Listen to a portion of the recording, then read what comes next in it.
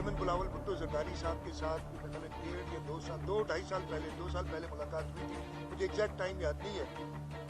तो जब हमने बात की, गए थे किसी और एक सोशल मसले पे ताज़ियत के लिए गए थे उनके पास, तो जब लीडर्स मिलते हैं सियासत की बात होती तो पीर साहब ने कहा भाई मैं सियासी आदमी नहीं हूँ, मैं सियासत की बात नहीं करूँ, एग्रीकल्चर की बात कर लो, आजकल मैं खेती बाड़ी कर रहा हूँ, और सियासत की बात करनी है तो मेरे भाई के साथ करो।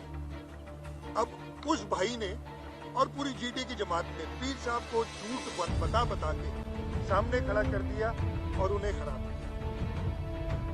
मैं पीर साहब से कहता हूँ कि पूरी हकीकतें पता कर लेते तो ज़्यादा बेहतर होता। शुरुआत ही उन्होंने की, उन्होंने 1970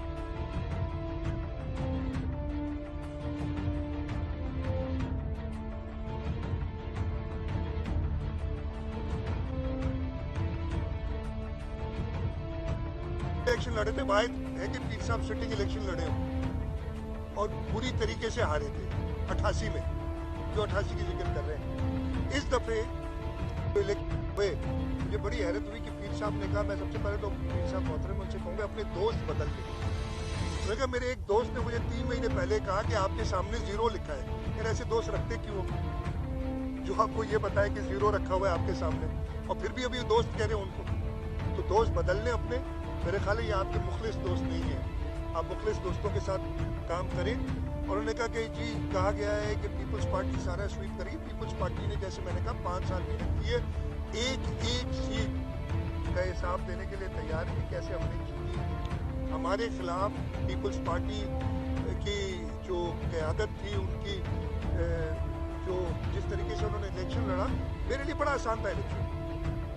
मेरे अपोनेंट का शायद आपको नाम भी नहीं पता हो, इधर सारे आप हैं, इधर नासिर शाह के खिलाफ कौन खड़ा हुआ था, किसी को नाम आता है?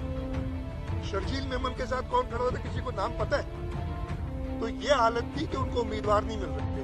मिला जुला के इधर उधर से सारी जमातें सपोर्ट कर रही हैं, उसके बावजूद 15-20% से ज्यादा उम्मीदवारों ने वोट नहीं दिए। 80% या उससे कहीं ज्यादा वोट पाकिस्तान पीपल्स पार्टी ने लिए।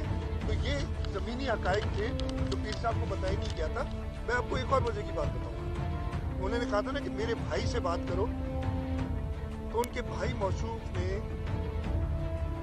चेयरमैन साहब से कहा, और मैं उन्हें मौजूद था, ये इमरान खान का जमाना है कि हम हैं तो आपके साथ, हम हैं तो आपके साथ, हमें जरा बेनिफिट ले लेते थे, आपके खिलाफ बात करते हैं तो हमें उधर से फायदा हो जाता है। और फिर जब इलेक्शन के और कहते हम आपसे मिल जाएंगे, आप फिक्र ना करें। इलेक्शन जब हो गया, हमने अपनी सीटों का डिसाइड भी कर लिया। उस वक्त उन्होंने अप्रोच किया चेयरमैन साहब को और कहा 10 सीटें हमें दो।